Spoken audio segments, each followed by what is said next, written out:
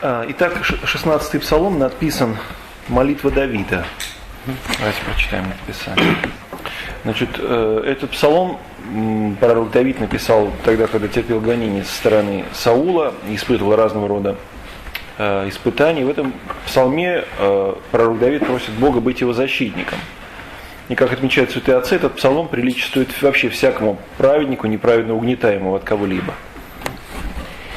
«Услыши, Господи, правду мою, вонми молению моему, внуши молитву мою не в устнах льстивых. От лица Твоего судьба моя изыдет, очи мои да видят о правоты.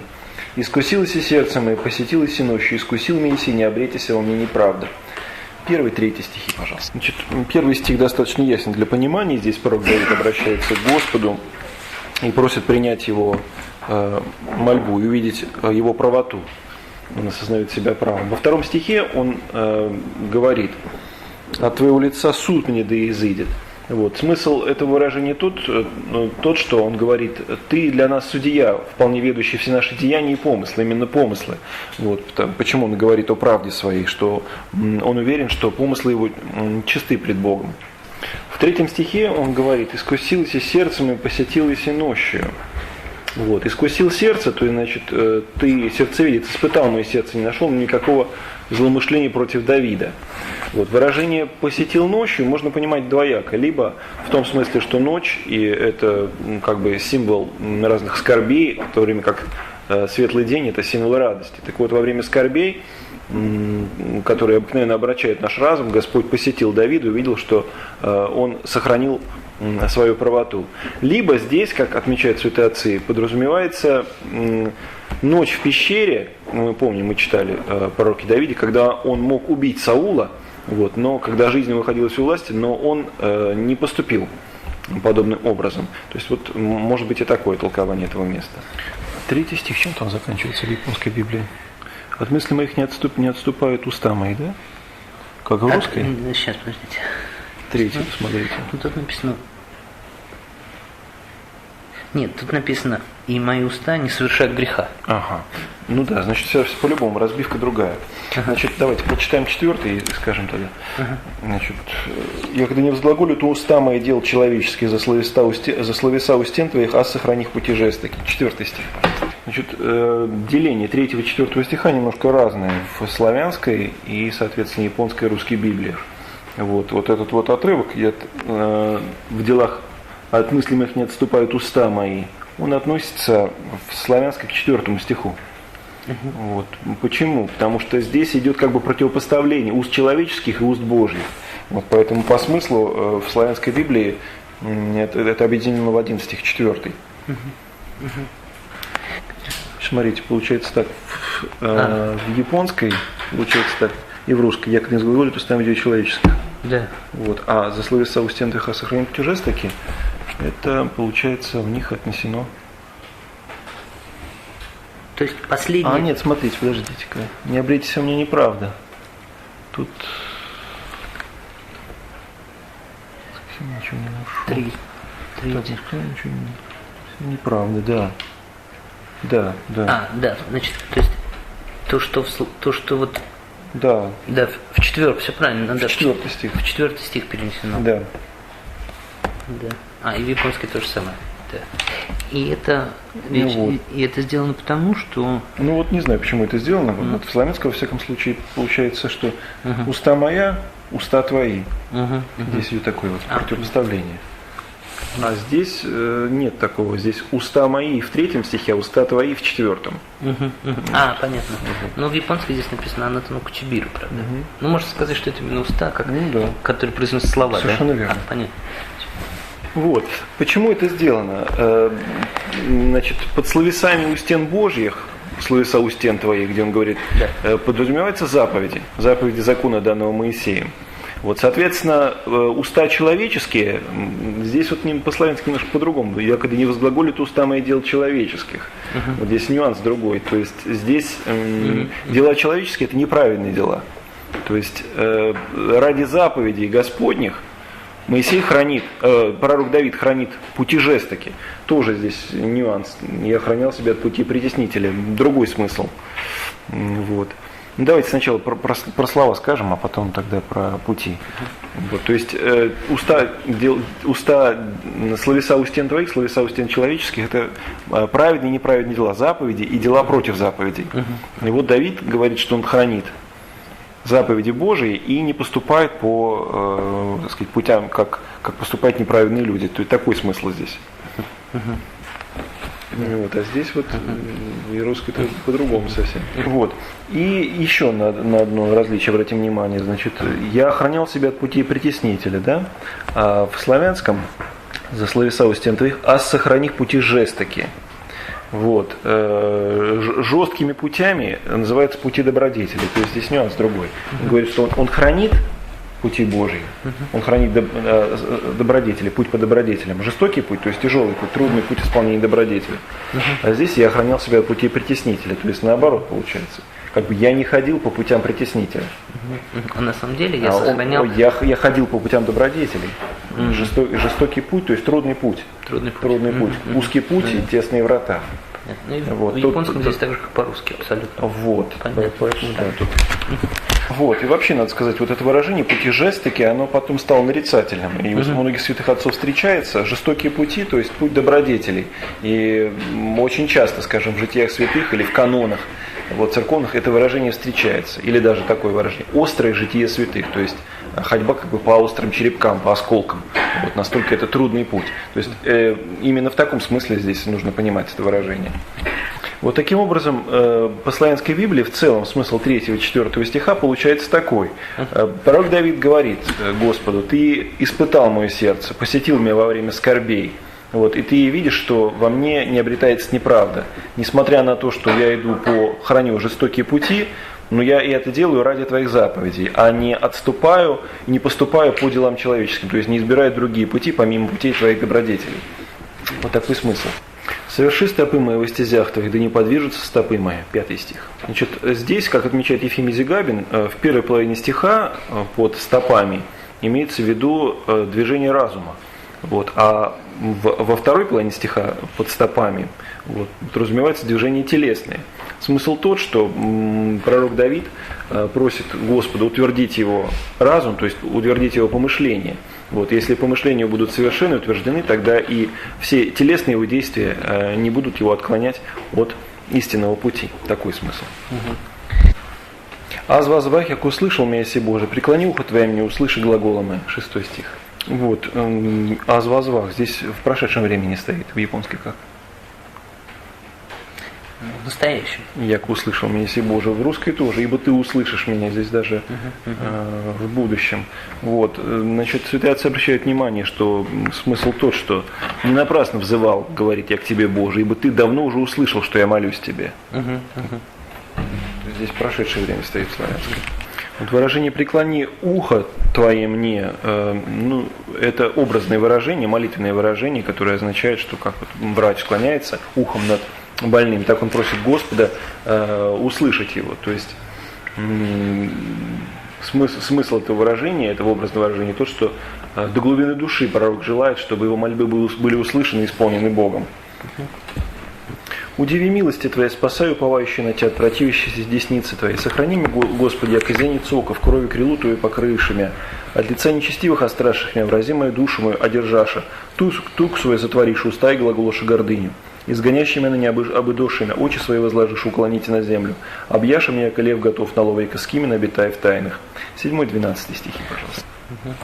Вот. Значит, этот отрывок более-менее ясен, но здесь на некоторые выражения обратим внимание. Итак, в 7 стихе использовано выражение «от противящейся десницы твоей». Под десницей Ефимий Зигабин понимает самого пророка Давида. Вот, десницей называет пророк здесь сам себя. Почему? По мысли Ефимия Зигабина здесь словом «десница» выражено слово «помазание». То есть он говорит о себе как о помазаннике Божьем. То есть враги враждуют против того, кого помазал сам Господь своей рукой. Вот поэтому здесь такое может быть выражение: «от противящейся десницы твоей». То есть не столько Господу, сколько самому пророку Давиду. Да, и десница называет себя. То есть, да, Здесь Ефимий Зигабин говорит, что десница – это помазание. Помазание он выразил словом рука или десница. И вот ты, Боже, через пророка своего, помазавшего меня, поставил меня в царя. Они, между тем, не хотят принять этого, готовят мне смерть. Вот такой смысл по Ефимию Зигабину. Значит, в 8 стихе, 8-9 стих тоже тут, наверное, не нуждается в специальном комментарии. Вот, здесь вот такое вот образное выражение «храни меня, как зеницу ока» использовано. То есть пророк Давид просит Господа хранить его от врагов, как мы храним тщательно зеницу ока. В 10 стихе использовано выражение «туксу затвориша». Заключились в туке своем. Значит, тук или жир – это сердце и вообще внутренности. Вот как мы с вами уже неоднократно читали в Священном Писании. Вот. И Ефимий Зигабин объясняет так, что поскольку милосердие и всякое доброе дело исходит от сердца и изнутри человека, то выражение «туксу затвориша», то есть они заключили сами в себе всякое милосердие, то есть не оказывают мне никакого благодеяния, никакой милости. Такой смысл «туксу затвориша». Здесь в японском написано «кокору», так что здесь... Ну да. А у святителя Николая интересно, как это написано. Просто любопытно это слово «тук».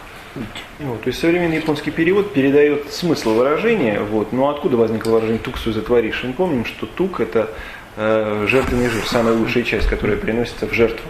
Вот поэтому затворить тук, не дать тука для жертвы, то есть оказаться скупым, немилостивым. Видимо, отсюда это произошло, это выражение, и Давид вот его использует, и оно в славянском у святителя Николая сохранится, это выражение. Вот в 11 стихе, во второй половине, немножко по-другому. Они устремили глаза свои, чтобы не изложить меня на землю. Вот, в славянском иначе. Очи свои возложишь, уклоните на землю. То есть в славянском говорится не о том, что они хотят меня не изложить на землю, а то, что они свои глаза устремили к земле. То есть отвратили от неба и устремили к земле. Смысл такой. То есть вместо того, чтобы хранить заповеди и смотреть на Бога, живущего на небесах, они стали смотреть на землю. То есть уклонились к земным похотям. Такой нюанс в славянском. Ну а в русском они как бы устремили глаза свои на меня, получается, что. На меня, чтобы меня не изложить на землю. Вот. А здесь не говорится на меня. Вот. Ну и, наконец, в 12 стихе здесь говорится о льве и о скимне, о львенке. Да, как там в японском? Маленький лев, да. Да, ну вот, значит, толкователи тут по поводу большого и маленького льва, значит, разные толкования выдвигают. Значит, некоторые считают так, что различие между львом и львенком в следующем. Лев, надеясь на свою силу, бросается на свою добычу явно и открыто, а львенок не имеет и уверенности подкрадывается к добыче тайком из какой-нибудь засады. Вот. Но это такое уже очень изысканное толкование, и сам Ефимий Зигабин отмечает, впрочем, ничто здесь не препятствует принять оба эти слова как выражение одной и той же мысли. Которые... Да, собственно, в том, что они готовят. Тут весь этот отрывок описывает ненависть врагов Давида к нему, то, как они злоумышляют против него. То есть можно сказать, что они и в открытую против него, и в тайне.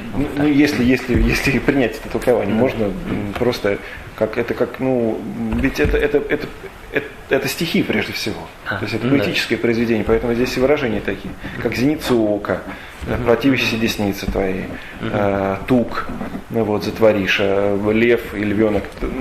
Может быть, здесь нет специально какого-то такого глубокого смысла, но может быть такое толкование. Но скорее он приводит мнение других, он говорит, по мнению некоторых.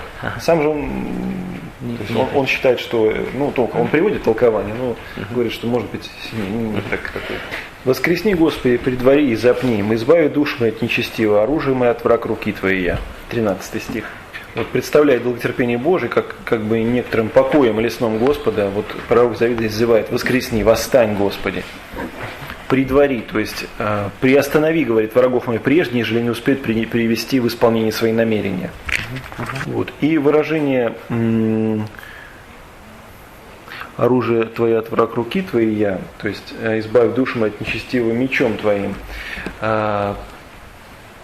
Здесь Давид просит, чтобы не его рукой был низложен Давид, Саул. Вот мы помним, что он несколько раз воздерживался от убийства Саула, потому что помнил, что он помазанник Божий.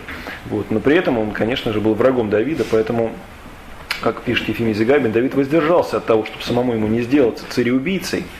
Вот. Но он призывает теперь Бога к отмщению за себя, за те бесчисленные разнообразные бедствия, которые он переносил вследствие гонения Саула. Саула он не хотел убить именно потому, что Саул был тоже Помазанник, помазанник. конечно, да. Поэтому говорит, мечом твоим, то есть не моим мечом, чтобы это было, но как ты сам знаешь, так и поступи. 14 стих. «Господи, от малых от земли раздели, а в животе их, сокровенных твоих исполнися чрева их, насытишься сынов, оставишь останки младенцам своим».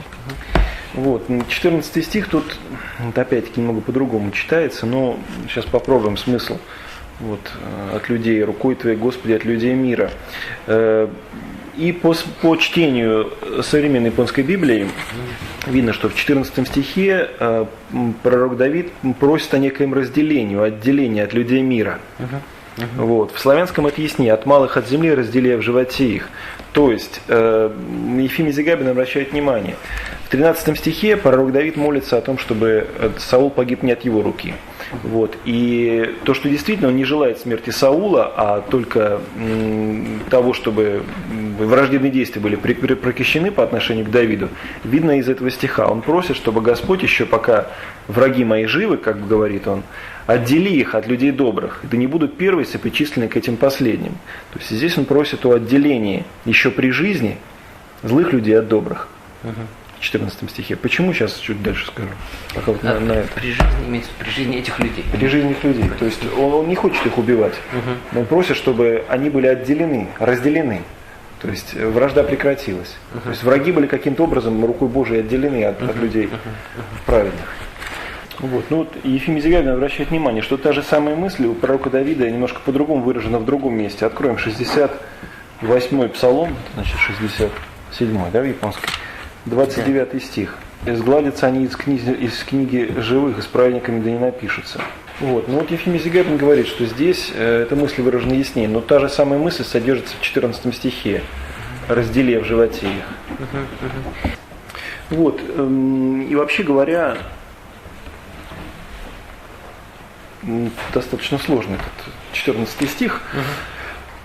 Дальше по смыслу японской Библии, ну и, в общем-то, и в славянской, если прямо читать, понимается так, что эти злые люди в этой жизни исполнены всяких благ. Вот, чрево их насыщено и прочее, прочее. Вот. Но вот некоторые толкователи, как отмечает Ефимий Зигабин, под насыщением, наполнением чрева, под сокровенными, здесь понимают наказание Божие, которое сокрыто у Бога. Вот, то есть их ожидает наказание, некое наказание, которое у Бога приготовлено для этих людей. Вот, они такой смысл здесь находят. То есть не буквальное чтение, что они благоденствуют, а то, что вот, то, чем они наполняются, это как бы вот Господь их наполнит наказаниями. И еще остаток останется их детям, этих наказаний. Вот такое вот толкование Ефимий Зигабин приводит. Там есть использовано выражение «сокровищницы» в 14 стихе. Ну, там просто сокровище. Отлично, сейчас мы правильное место приведем. Вот такое очень сложное толкование, но святые отцы опираются на выражение «сокровищницы». Вот. И давайте прочитаем Второзаконие, 32 глава, 34-35 стихи. «Не сокрыто ли это у меня, не запечатано ли в хранилищах моих? У меня отмщение и воздаяние, когда поколеблется нога их, ибо близок день погибели их, скоро наступит уготованный для них». Это что-то, кроме это богатства. Кроме это богатства. А там говорится именно о хранилищах. Нет, вот в Псалтире нет. Нет. Только написано вот про богатство. Тогда, значит, надо будет сейчас по святителю Николаю 14 стих это еще раз нет, прочитать. извините, говорится. Говорится. Но говорится все равно. Ты наполняешь из сокровищниц твоих. Да. Наполняешь, Здесь, которых чрево, из сокровищниц твоих. Здесь написано, ты наполняешь их сокровищем своим, вот такара. Тогда надо по святителю Николаю почитать, тогда там будет совпадение более полное. Тогда читать Второзаконие сначала. Сначала Второзаконие, потом святитель Николай. Вот, смысл этого отрывка тот, что Господь как бы в некоторых хранилищах заранее уготовил и отмщение, и воздаяние. Вот. Но на этом прервемся, потому что там еще одно есть очень интересное отличие в 14 стихе. Даже греки сами обращают на это внимание. Насытишься сынов или насытишься свиней. Потому что родительный падеж, слово сын и свинья совпадает. Вот, так что там еще одно очень интересное чтение может быть. Об этом тогда в следующий раз поговорим. Сейчас пока. Это даже не буду говорить, что это там. Да, можно. Заинтриговать. Да, заинтриговать. Вот смотрите. И он, вот, и с его свинья, и с его сын. 3 минуты вперед.